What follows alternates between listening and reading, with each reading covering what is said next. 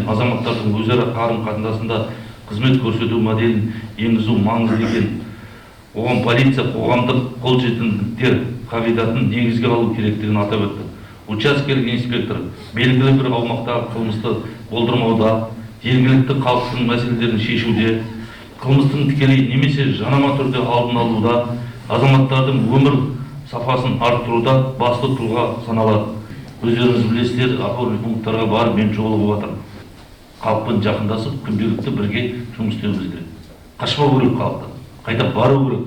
Қандай кемшіліктеріміз бар, қандай ұсыныстары бар, қандай мұңдары бар, шағымдары бар, соның бәрін тыңдап шешуіміз керек.